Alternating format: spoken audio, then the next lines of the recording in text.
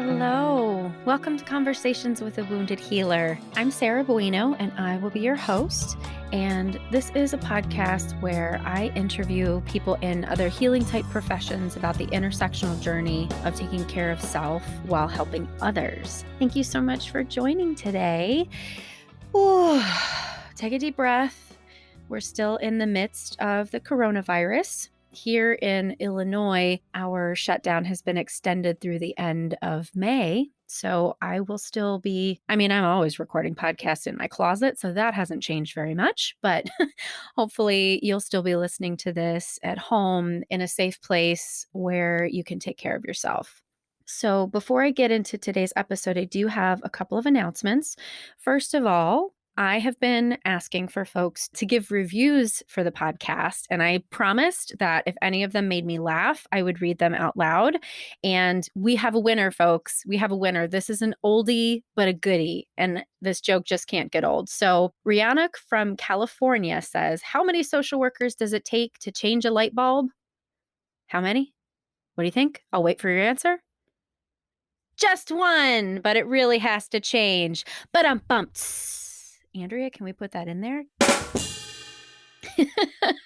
So thank you so much, Rihanna. And Rihanna and I have been also chatting on Instagram, and I really appreciate that connection, especially right now. So if you enjoy the podcast yourself, it could really help me out if you'd be willing to also go on Apple Podcasts and you can give it a little, however many stars you think, but you can also write a review. And as promised, if it makes me laugh, it will go on air. So thank you so much for that. Also, I wanted to share with you a couple of talks that I will be doing. It's funny, I never really thought to advertise my speaking events before because who knows who's going to be able to attend because they're in different places in the country and a lot of them in Chicago specifically. But now that everything's moving online, you can hang out with me for however many hours when I do some of these webinars. So I've got two coming up in June that I wanted to share with you. One of them is on June 3rd for the Illinois Higher Education Center, and I'll be doing a 1-hour webinar on the connection between trauma and substance abuse. And then on June 16th, for the New Hampshire Alcohol and Drug Abuse Counselors Association, I'll be doing a 3-hour webinar on the wounded healer. And I'll be posting information about that on my website. I'll be posting it on Head Heart Therapy on Facebook, and I'll also be posting it on Instagram at Head Heart Therapy. So we'll also put these links in the show notes if you want to sign up for that. But there's all the info. Now, without further ado, I really want to tell you about my guest.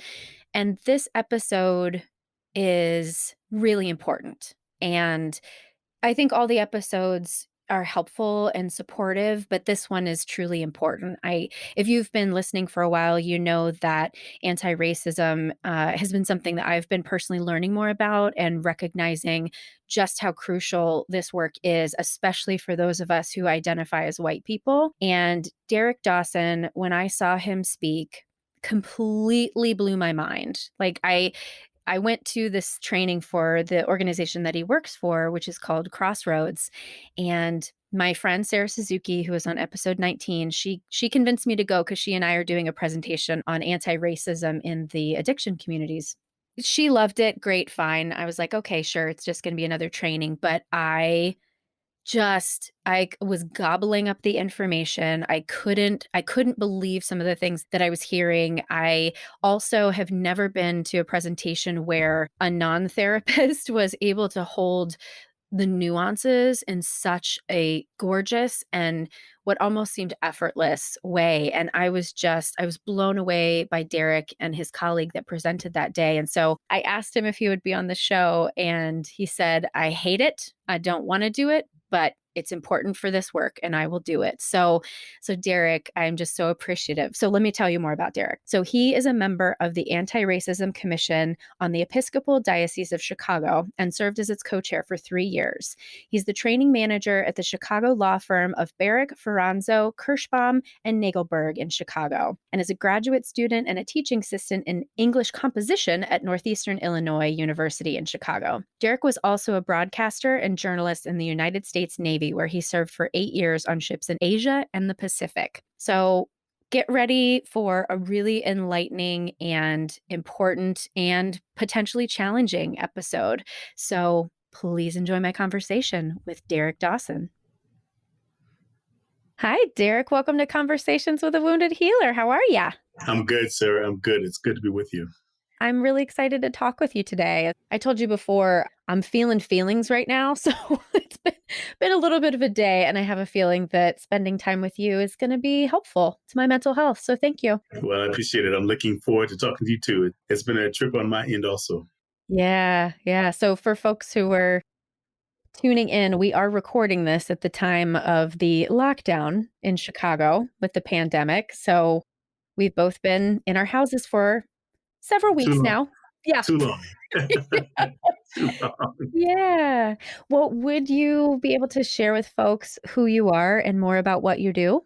I can try. My name is Derrick Dawson. I am the co-program coordinator of Chicago Regional Organizing for Anti-Racism, otherwise known as Chicago Roar. Chicago Roar is a local program of Crossroads anti-racism organizing and training. We do institutional and systemic anti-racism and anti-oppression work throughout the country as Crossroads. And my primary responsibility as an organizer and trainer with Crossroads is to co-lead Chicago Roar here in Chicago. I also do trainings, workshops, and other anti-racism work around the country. But my home is right here in Chicago, where I'm from. Yeah, and we met because one of my dear friends, Sarah Suzuki, has been to the Crossroads trainings countless times, and she encouraged me to come, saying how amazing it was, and I was just blown away. It was such a great training, and I can't stop yapping about it. I appreciate that. I love Sarah. Sarah has been an amazing supporter of Chicago Roar's work here in the city. So I'm really happy that she connected us and glad to know both of you. Yeah. Well, one of the reasons that I really wanted to have you on the podcast is you have a really cool journey, quite a winding journey, landing you into this position. And I'd love for you to share with folks how you got here, starting wherever in your life feels relevant. I can try to do that. It has been a long road. Every time I try to talk about how I got here, it makes me feel ancient, but I will try. Um, so I grew up here in Chicago. I'm from the South Side. I grew up on the far South Side in a neighborhood called Burnside around 91st and Cottage Grove. I went to grade school. At the time, it was called Oliver Perry on 91st and University. And we were one of the first Black families in the neighborhood. In fact, when my brother and I started kindergarten at Oliver Perry, we were the first Black kids at the school, pretty much. And by the time we graduated from the eighth grade, there were no white kids left in the school or in the Mm. neighborhood. That's how quickly white flight happened in that community. But I left there and went to a high school called Lindblom Technical High School in about 1980 and left Lindblom to study architecture at the University of Colorado at Boulder. When I got to Boulder, several things happened to interrupt my course. I'll go into detail if you want me to in a moment. But I ended up changing my major because of basically a racial incident and changed my major to English.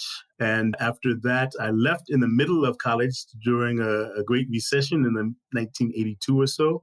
And I joined the Navy, where I became a broadcaster and journalist on ships in the Pacific.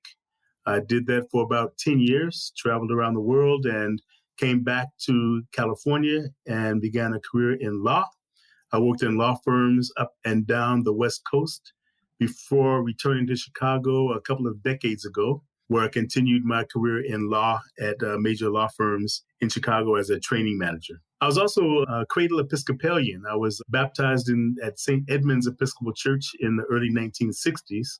And after I moved back to Chicago, I felt an urge to go back to church. Mm. So I landed at a church on the west side called St. Martin's Episcopal Church, where I am still a member. And the priest at the church at the time was a man named Reverend Juan Reed, and he insisted that anyone who attend his church go to a Crossroads anti-racism and organizing 2.5 day anti-racism workshop, the same workshop that I met you in. Yep. And that is the moment that changed the course of my life, having a new analysis and understanding of race and racism that I had never experienced before. And that's the beginning of what got me here. Yes. I definitely want to go into that sort of analysis because I think it would be really helpful to break it down. But you said that you'd be willing to go into details about that story that happened in college. I remember you sharing at the training, so I'd love if you'd share it with our listeners too. Sure. Yeah, I can do that. Again, I was studying architecture, but most of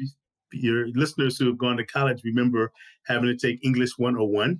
And I came out of Lindblom with what I understood to be a very good education, and I was a very good writer, I thought. And so the professor asked us all to write an essay, and I wrote an essay and handed it in with the rest of the class. And when he went to hand the essays back, he did not give mine to me. And I asked why. And he said he wanted to see me in his office. And he was very blunt. He said, I do not believe a black boy from the south side of Chicago could write a paper of this quality. Mm. And he said that if I really wrote that paper, then I needed to prove it to him. And it actually began one of the most shameful experiences of my life, even to this day, Mhm. because he said, the way I want you to prove it to me is by writing another paper of the same quality on a topic of my choosing in my office while I watch. And it was a shameful experience, Sarah, because it never occurred to me that I had a choice. So I Mm. did exactly that. I sat down in his Mm. office. I wrote a paper. I still remember the paper, even though it's been over Mm. 40 years. And I wrote the paper. It was a brilliant paper, I might add. And through that experience, I actually got my first job as an adult, where I got a job in the English department at the University of Colorado at Boulder, Mm. where my responsibilities were to tutor functionally illiterate African American football and basketball players on the University of Colorado team. Interestingly enough, I also got arrested for my first time as an adult. When I was working in the library tutoring, I left the library and was promptly arrested, and I was arrested because I fit the description of someone who had stolen a white woman's purse in the Ugh. library. So this was my experience as an 18-year-old freshman at the University of Colorado at Boulder. Thank you so much for sharing that story. And at the time, because you said at the time you didn't really feel like you had a choice, how were you making sense of it all at that time versus how do you make sense of it now that you have all the wisdom and experience? You know, having grown up on the South Side, experiencing all kinds of racism, it was so normalized that I Mhm. didn't even recognize it as anything out of the ordinary. And I think by the time I got to the University of Colorado, I was so inured to it that it just seemed normal. And it really only made sense to me after I landed in that Crossroads 2.5 day workshop Hmm. some 30 years later. Because I'd had so many experiences, I understood racism to be just a question of white folks hating Black people. Mhm. Discrimination and racism was such a part of my life that I didn't even question it or think about it very much, except as just the water that I swimmed in. And Mhm. so when I went to that training for Crossroads, you know, we talk about institutional and systemic racism and power. And Mhm. it occurred to me in that workshop that perhaps my experience was not about an individual racist professor at the University of Colorado, but Mhm. I understood that it had a much more to do with systems and power and how professors and other educators are trained through white supremacy to behave in certain ways. And Yeah. I had been educated and socialized to behave in certain ways also. So, what was there to question? It just didn't Yeah. occur to me other than to become angry and accept it as my lot in life. That was my response. And I'm so glad that you brought up the term white supremacy too. The thing that was so, I guess, enlightening for me at the Crossroads training was the recognition of everything being white supremacy. Like, as soon as I left the training, I was like, literally, all of this is white supremacy. I can't stop seeing it now. But I only went through the training once where Sarah has gone a trillion times. I can't articulate it yet. Can you tell the audience what is the connection between capitalism and white supremacy? Because in America, we live in a capitalist society. Yeah, well, capitalism and racism are inextricably linked, of course. If you think about the history of the United States, we use the framework of a woman named Andrea Smith, and she talks about three pillars of white supremacy. And in her context, the way she talks about white supremacy and those three pillars are genocide, capitalism, and Orientalism, as Ah, coined yes. by Edward Said. And what this means is that in order to conquer another people, particularly if there are people on the places that you want to colonize, the first thing that you have to do is get rid of the people who are on that land. And Mhm. in the United States, those people were Native Americans, some 250 million Native American peoples on what we now call North America. And so we talk about genocide as being one of those three pillars, according to Andrew Smith. Another pillar is capitalism, because once you clear the land of the people, the next thing you need to do is find free and cheap labor in order to do the work, to work that land that you have now cleared out. And in the United States, that land was worked by enslaved people who were brought over here as chattel from Africa. So that's the second pillar of white supremacy. And the third pillar of white supremacy is Orientalism. And again, that's a phrase that was coined by Edward Said in his book, Capitalism. And what he talks about is the othering, primarily of Middle Eastern and Arab folk, but that is extended over the history of the United States to include othering of all kinds of people, Asian people, Latino people, and all other groups. And so you combine those three pillars, and that is the foundation of the United States. And so everything has to be related to that history. Everything is born out of that history. And you talked about the fact that we're recording this conversation in the middle of the COVID-19 pandemic. Mhm. And there's so many examples of those three pillars included in that. Certainly, we see the Mhm. othering of Asian Americans who are being held responsible and oftentimes killed for inflicting COVID on the United States and the world. We see capitalism and free and cheap labor in terms of Mhm. I think today they announced the unemployment rate has shot up within the last week to 6.6 million people. Mm. And the preponderance of those people are people of color who make Mhm. little money. In fact, they've been fighting for a minimum wage of $15, and the efforts were largely ignored until Mm. COVID-19 happened. And then all of a sudden, we realized that our entire economy has Mhm. been placed on the backs of those underpaid, underappreciated people. Mhm. And none of this would have happened had the land of Native Americans not been stolen and those people having genocide committed against them.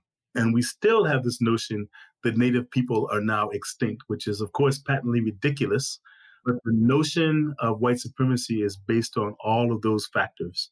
And again, I think the current pandemic is a perfect example of how white supremacy is underlying all of this. Mhm. And the fact that our president is struggling so much with the fact that we have to shut down the markets, right? Exactly. Everything is shut Exactly. down, and he wanted to get shit back up and running by Easter, and one of the things that makes me so weary right now is the question of what is gonna come of all this, because our country is so just the idea of shifting to more social responsibility is just, the Republicans and people with power will shudder at that, but that's what we have to do right now to survive this, and I'm really scared with what the people in power are gonna do to not lose that power. Yeah, it's true. Historically, there have been many cases of fascist regimes using opportunities like this to seize even more problem. Mm, Again, the reality is that all of us are commodified by a white supremacist system. right, And what that means is we have an opportunity now to rethink that commodification. I mean, if this is not a perfectly clear example of how we are all commodified and all damaged by white supremacy, I'm not sure what it will take. What right, concerns me is that there's a drive now, and I think we all experience it because of this socialization. There's a drive now to get back to normal. right. We want to get back to work. Many of us are spending 8 hours a day on conference calls, which amazingly we shifted to within a week's time. Mhm, We are so used to being productive that what we want to do is get back to being productive. We want to get back to normal. We want to go back to work. And if we think about it, things were not working well before COVID right, 19 happened. right, If things were working well, we would not have people who are uninsured. We would not right, have people who could not handle 1 week without pay before they are at risk of being evicted.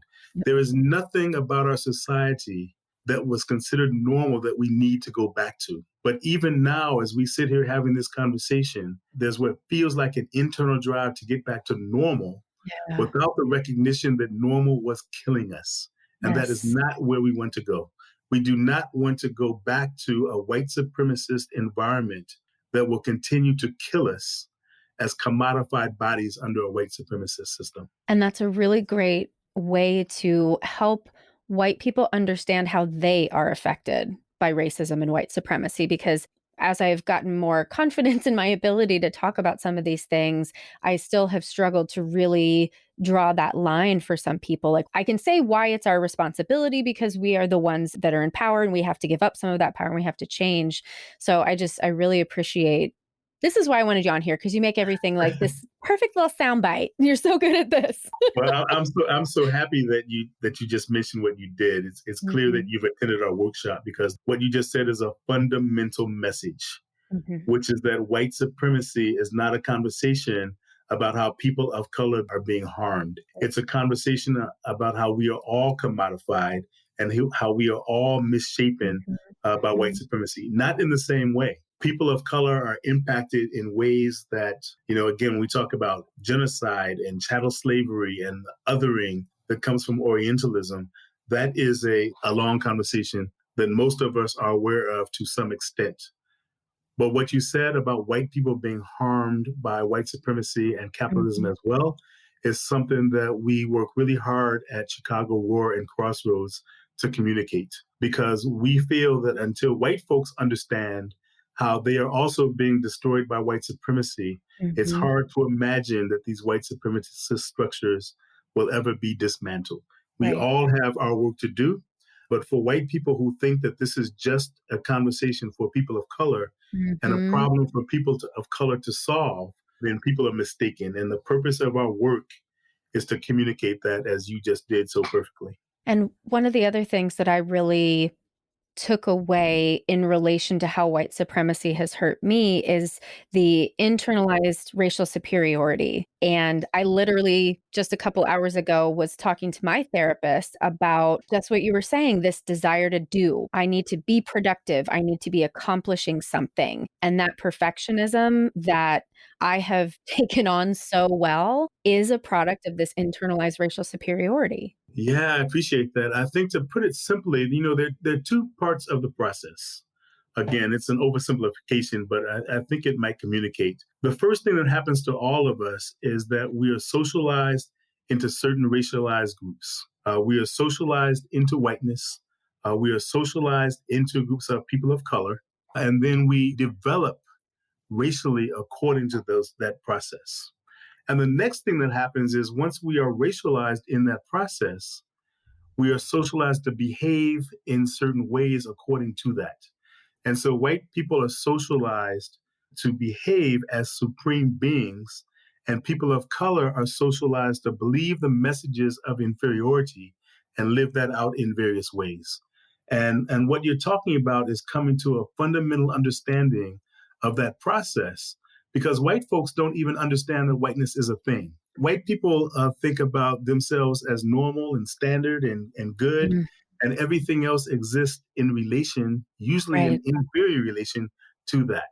Until white people start to come to the understanding that you just named, progress in dismantling systemic racism is going to be a long road.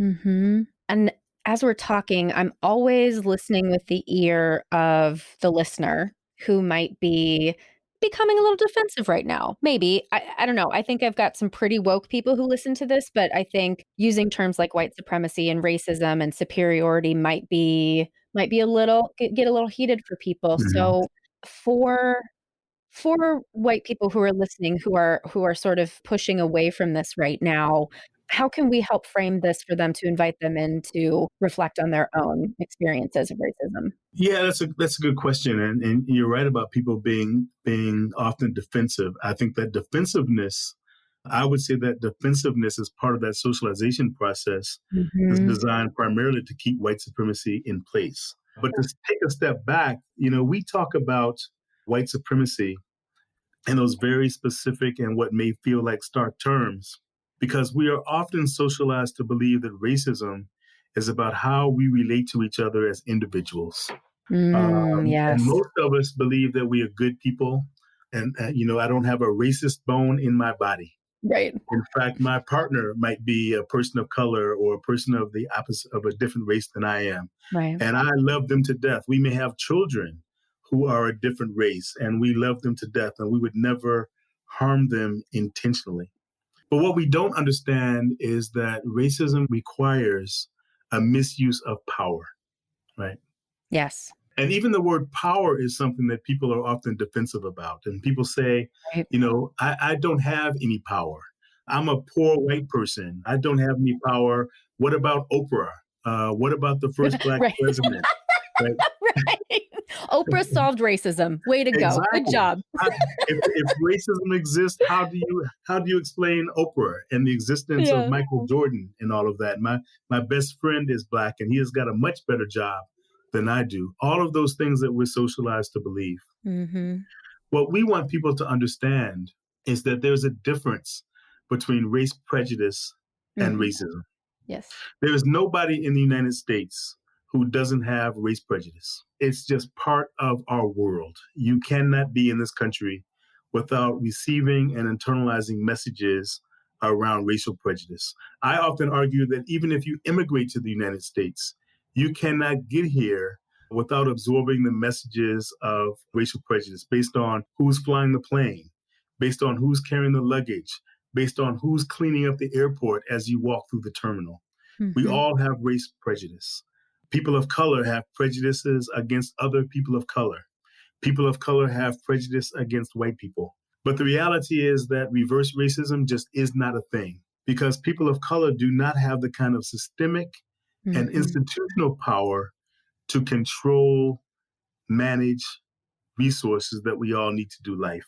Yep. And that's the crux of the definition. And so being part of a racist culture, a racist system, does not give us choices in the matter. You cannot choose, Sarah, as a white person in this country to not have an inordinate amount of unearned power and privilege Right. just based on the fact that you are white. Yep. And that's something that's hard to come to terms with. But we hope that when we can remove it from the personal, that it's not about you as an individual solely, but it's about 500 plus years of history of the United States and the commodification and the genocide that I mentioned and chattel Mhm. slavery and Orientalism and all of those things. We have inherited them. We have inherited a Right. system, and there's nothing we can do about it except acknowledge that and dismantle it. But if we don't acknowledge it, then we are actually maintaining. Even Max Kendi has a book out called How to Be an Anti-Racist. Mm. And I think what he says is really powerful and very simple. There is no such thing as a non-racist. There is only racism and anti-racism. If you believe you Mm. are colorblind, if you believe you are non-racist, then you are operating in ways that intentionally support white supremacy. Perfectly said. And I have a feeling that's gonna be one of the pull quotes that my editor pulls out for us. Well, I feel like I could ask you a trillion questions and we could stay on this topic forever, but I'd really like to experience a little bit of your heart in this as well, because that's something I was so drawn to in this training. And I'm curious for you, you are doing this day in and day out, and this is tough fucking work. How are you okay? Like, what do you do to take care of yourself in all of this? What brings you joy? What brings you peace? I have to be really honest with you, Sarah. And we talked about this a few weeks ago a little bit, but Mhm. the honest answer to the question is I don't do it very well. And I'm aware that I need to do better at it. But I can tell you that what I do well, or when I do well, is when I recognize that I am not alone and that I am part of a community. And there is no surviving this without a community of people to do this work with. And that's one of the reasons that I'm so grateful to have Crossroads and Chicago Roar to Mhm. do this work with, because it's not only people who are engaged in dismantling systemic racism, but they're people who have an analysis and understand what is necessary to be in healthy relationships with other people who are just trying to do our best to survive. I'm very much aware that I am also part of a white supremacist culture. I also live and breathe on land that was stolen from Native peoples. I am also aware that white supremacy does not escape me and my life and all of the complications that that means. And the only way that I can survive that is to do the best I can to work to dismantle it as an individual and as part of a community. So for me, actually, you know how they talk, Sarah, about self-care? Hmm. Self-care is such a hot topic now. People talk about self-care in terms of I go to a spa, I read a book, Hmm. I take my dog for a walk. For me, I think the reality is that doing anti-racism work is self-care. Um, Mm. I think about my young nieces and nephews and the world that they are inheriting. I think about people who are suffering through this crisis in ways that I am not necessarily suffering. And it's not acceptable. And it breaks my heart. And it's not just about getting a job. It's not just about feeding or doing charity work, although that is important. If we really care about ourselves and others, then we have to do something in our own context to address it. That to me is the best kind of self care. I'm Mm. fortunate that I have friends and family who support me as an individual in the work. And I just try to lean into that wherever possible. You know, Mm. one thing I didn't mention is that I'm also a fellow for ADA 25 Advancing Leadership, which is a fellowship for lifting up leaders in the disabled community. So I'm also a Mm. person who lives with a disability. I had my right leg amputated several years ago, and that has become part of my identity as a disabled person. And it is a process, and it is Mm. a long, painful process. And sometimes I definitely feel sorry for myself and feel like, what more am I supposed to take? Right. And I think that the choices are to just give in and stop living or to fight. Mm. And I find in my own experience that fighting for myself does not give me enough energy. But fighting Mm. for others is something I can wrap my head around because I would not be here had people not fought for me. Sometimes I'm not sure whether I talked about this in the workshop that you were in, Sarah, but sometimes I tell a story about some genealogy work that I have done. Oh, I think you did. Yes, please tell this. So my family is from the South. My family came to Chicago during the Great Migration. My great grandmother, Big Mama Florence, was Mhm. from Natchez, Mississippi, and she married a guy named Papu Jerome Vessels, who was from New Orleans. And I knew that history, and I had spent a little bit of time in Natchez and New Orleans when I was a child. But I dove into some genealogy work, and I actually found a plantation in Natchez, Mississippi. And as I was reading through the history of that plantation, I found the name of a man that I was actually named after. His name was Charles Vessels. My middle name is Charles. And as I read through that history, it turned out that Charles Vessels was an enslaved man on the plantation. It was called Monmouth Plantation. It still exists Mm. as a bed and breakfast in Natchez, Mm. Mississippi. But without going into all the details, what I read in that history was after Andrew Jackson came through Natchez, Mississippi in around 1861, my uncle Charles Vessels ran off that plantation with four other enslaved people and joined the Union Army. And people ask me all the time about hope and what's the point of all this? Systemic racism seems so entrenched in our society. What is the point in trying to do something about it? And I try to answer the question by telling that story of Charles Vessels. We have an elder in this work. Her name is Ann Stewart. We love her. But she says often that I do this work because I have an obligation to my ancestors 3 generations back Mm. and my progeny 3 generations ahead. Mhm. And for me, that's about the best self care that one can do. Mm. And I try to focus on that. I admit that my own personal care for myself, I'm not as good at. Maybe you can help me with that, Sarah. Um, Anytime. Anytime. but it is true that we need community, we need family. I embrace that as best I can. Part of my racialization, as I talked about, makes it very difficult to do that. You Right. know, when you're a black man who's from the south side of Chicago, having the kinds of experiences that I've already shared and many, many more that I could not share, it produces a kind of resistance based masculinity based Mhm. toxic mix of I have to handle this on my own. And that Yeah. makes it very difficult to engage in the real kind of self care and self healing Mhm. that's needed. That's why toxic masculinity is such a problem. Mhm. That's why homophobia is such a problem, Mhm. because it's not just about an individual makeup. It's Right. about a socialization process based in white supremacy that makes us into these misshapen human beings. And that's the problem. Taking a hot bubble bath or a Right. walk with my dog may give some relief from that temporarily, Right. but until we start addressing systemic and institutional racism and all of the complicated, deep seated ways that they are killing us, there is no such thing as self care in a white supremacist, deadly system such as the one that we're living in.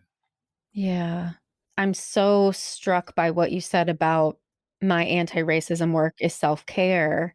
And I mean, that really begs the question that I'm curious your answer, but I kind of can probably predict it at this point. But do you consider yourself a healer in terms of this work?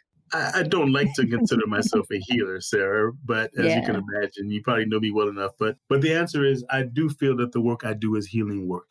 Yes. I have another colleague, his name is James Addington, and he does a lot of work around racism and neuroscience. And one thing that he talks about is that racism destroys community. Racism destroys the environment. We could talk about environmental racism again with global Mm, warming and how global warming is clearly race based. It's not hard to look around and see that we are killing each other and killing the planet. Anti racism work is the only thing that's going to heal the planet. It's the only thing that is going to make it possible for us to be together in community in any kind of an authentic way. And mhm, so, anti racism work as healing work, and since I have dedicated my life to anti racism work and anti oppression work, my only answer is has to be yes, I consider myself a healer, an imperfect one to be sure. But yes, I do think my work is healing work, and those who are doing much greater healing work through anti racism than I do. But I'd have mm. to say yes, humbly. I do consider Yay! my work healing work. I'm glad to hear that. And how do you feel about the term wounded healer? Oh, Sarah, if you just got me to admit that my work is healing work, I think I've already shared enough to say that I am involved in a lifetime of healing myself. Mhm, I think I could only do this work if I recognize that there's a lot of damage that has been done to me and others in my community and all of us mhm, as white people and people of color, as gay people, as queer people, as trans people, all of us, nobody escapes a white supremacist world without being wounded and mhm, damaged in profound ways. And so, as a healer, I am wounded like everyone else. And the work I'm engaged in has to do with healing myself, healing others, and healing the planet to the extent I can. I can help with that. mhm. I'm so struck by the words that you're saying. I can imagine if someone were just reading this off the page, they might think that you were negative and depressing and all of these sorts of things, but it must just be a healing energetic quality that you have that really when you express this to me, it's just hopeful and inspiring. Yeah, I feel that way. You know, we have a president now who comes on television lately every night and he tells a series of lies. He trades in hate and Mhm. racism. And he says, I do this because I want to sound positive. Did he seriously say that? He seriously said it. He What a said, fucking idiot. I want to give people hope. Oh my god. And I think that we have a history in this country, well phrased, pretty sounding lies that kill. And I believe that sometimes the way to heal is to be honest, to tell the Mhm. truth, Which is to often expose painful. what is killing us so that we can Mhm. actually live.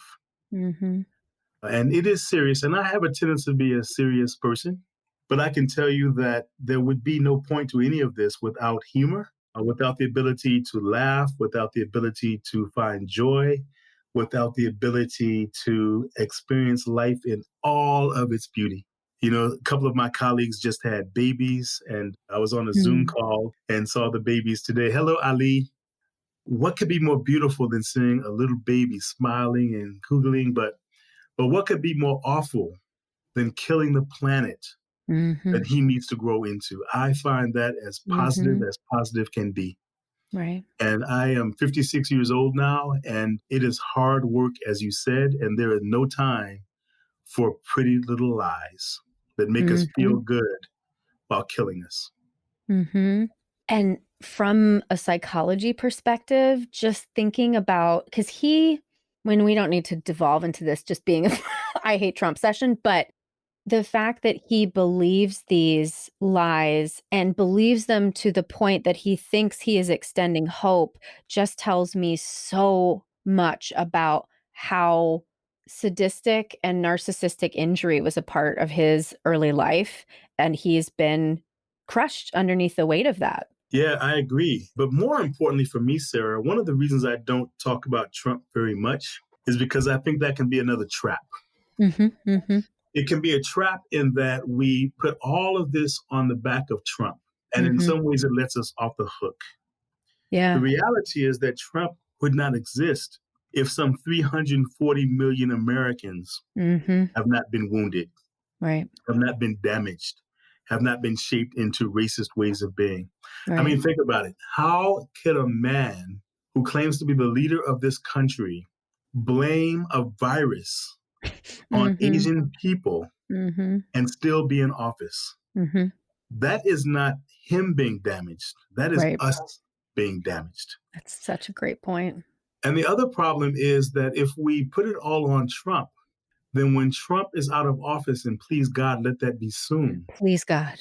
then we will tell ourselves that racism has gone away because Right. Trump has gone away, just like we told ourselves that racism went away when Mhm. Obama was elected president. Yep. And racism has been part of this culture in the United States since before this was the United States. Mhm. And pinning that on one person without recognizing that this is a culture of white supremacy that has commodified us all.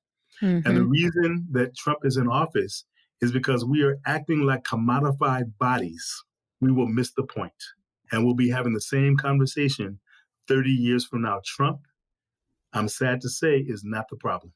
Mhm. He's a symptom of the problem. Yep. But every day when he's on camera, and I ask myself all the time, it's a rhetorical question, but how does this continue? It's not because of him, it's because Right. of us, it's because of white supremacy. Yeah. Absolutely. I just wanna let that breathe for a minute because that was really I think that's especially important for, a lot of people who listen to this podcast, I think, are very liberal, and if we are focusing our efforts at the wrong target, we're not going to get anywhere. It's just like if you have some sort of disease and you're just treating the rash that comes because you have that disease, you're not actually curing anything. So I think that's an excellent point that people will really take away from this. I think neoliberalism is one of the best things that have ever happened for the support of white supremacy. Say more, please. You know, during the during the election, I was an Elizabeth Warren supporter. I went through Mhm. the whole list. I started with Kamala Harris, and as all the people of color dropped out, I was with Elizabeth Warren, and then when Bernie Sanders and Joe Biden became the two who were left, I was fascinated by the words I was hearing, particularly from a lot of African American politicians who were saying things like, "I support Joe Biden because he's been good for Black people and he was Obama's vice president." And what I kept thinking was the difference between Joe Biden and Bernie Sanders. And believe me, I've got issues with Bernie Sanders.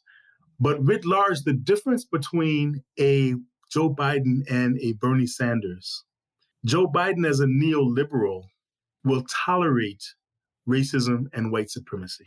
And Mhm. in tolerating it, it goes back to what Ibram X. Kendi said. There is no such thing as being a non racist. Mm. You are either anti racist or you are supporting racism. And I think neoliberalism, by its definition, tolerates racism. It says, I don't see color. Right. It says, I'm a good person. Mhm. It says it's all about the individual. And if an individual talks a good game, then they are good for the world. And that is not the truth. It goes back to what you were asking about being positive. There's nothing positive about a person who will say, I will lead this nation by being lukewarm about racism and white supremacy. I will lead this nation by having what's the word that they were using? By being a moderate. Oh, yes. We need a Mhm. moderate. Mhm. What the hell is a moderate in the face of racism and white supremacy? Yeah, yeah. That's like white people standing under a lynching tree and saying, well, there's good on both sides. Right. Fuck neoliberalism. Yes. It's like saying, well, let's listen. It does not make any sense. Mhm, And it mhm, makes people feel good. But what is the value, again, of making people feel good about saying, mhm, well, people don't really need, I mean, a $15 minimum wage, it might be helpful for some people, but it's really too much to ask for. I think that's moving too fast. I don't understand why they want emancipation immediately. Why can't they just wait? mhm, That to me is the mark of neoliberalism. I don't see color. I mhm. don't see race. And yet enforcing, writing, and pushing policies that continue to marginalize people of color, give unearned power and privilege to white people, and maintain the status quo around power. And I'm guessing Joe Biden doesn't even know any better, which is, I think, worse. He doesn't know any better because his best friend is Barack Obama.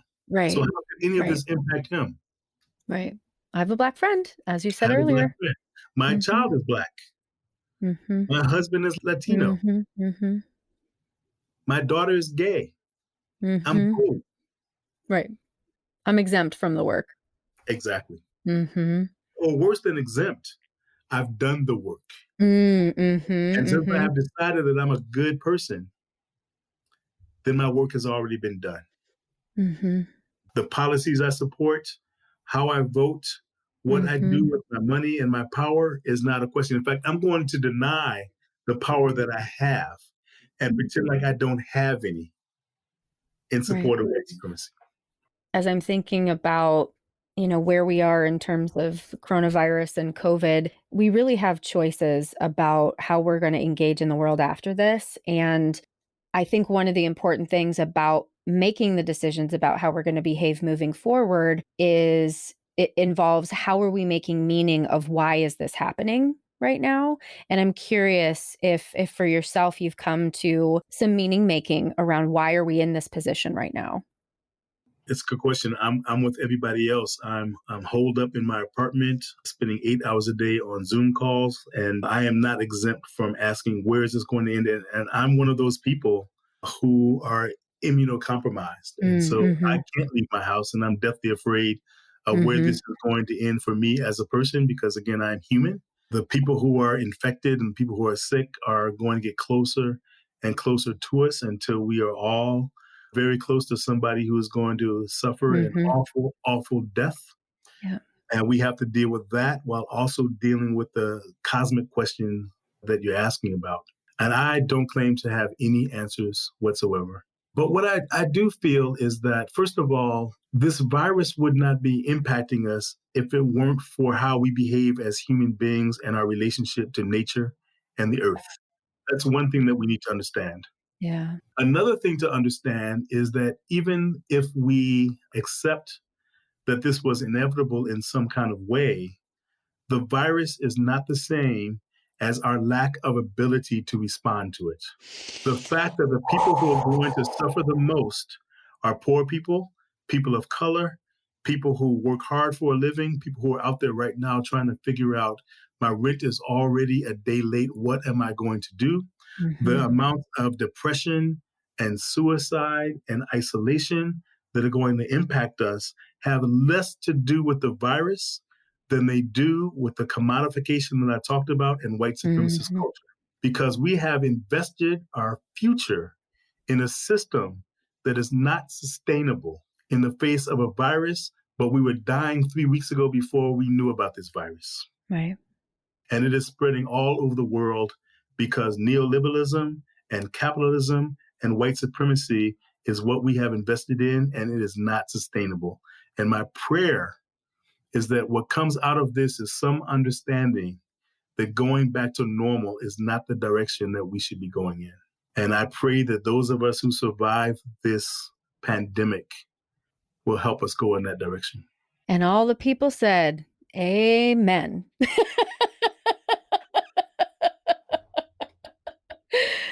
Wow, Derrick, I knew it was going to be an amazing conversation, and it has even surpassed that expectation. So I'm just so grateful you took the time to spend with me today. I really do appreciate the invitation. The next time we talk, we'll have drinks and engage in some lighter fare. There you go. There you go. Well, before you go, would you share CROAR's website so people know where to find you, and at least people in Chicago can do the trainings, and then that can connect them to the other Crossroads organizations, right? Absolutely. I'll give a couple of websites. One is Please. crossroadsantirracism.org, and that will take you to our Chicago Roar webpage, which is croar.org. And you can find us there. Again, my name is Derrick Dawson. You can find me on LinkedIn, and you could also find CROAR there. We also have a Facebook page. Just type in CROAR, and you will find our calendar of workshops and other conversations. And we are happy to have a conversation about how you and or your organization can work towards dismantling systemic racism. I would love to engage with you in that conversation. And after this, I bet you a lot of people are going to be wanting that. I hope so. Let me say that when you talk about healing again, and what brings me joy is I can say with all sincerity, I spent 10 years in the military and 20 years in corporate law. And this work is much more difficult than any of that work was. Mm-hmm. And this work has given me life in a way that I never could have gotten without it. And I have yet to experience anyone who hasn't engaged with this work, who hasn't said, as difficult as it is, I'm so happy to have evolved to a place where I can engage in work and conversations that are actually life-giving. And how rare is it that we can find things to do with our time and our energy that are actually life-giving? I find that to be a gift that I treasure, and I'm grateful. Well, thank you so much, Derrick. Thank you, Sarah. It's good seeing you. Good talking You too. again. Thank you so much to Derrick for joining us today. To learn more about Derrick, CROAR, and Crossroads, you can go to our website at www.headhearttherapy.com/podcast. As always, thanks to Andrea Klunder and the Creative Imposter Studios for editing, to Liam O'Donnell for our album art, and to Ben Mueller for our theme music. Take care of yourselves. Until next time, bye-bye.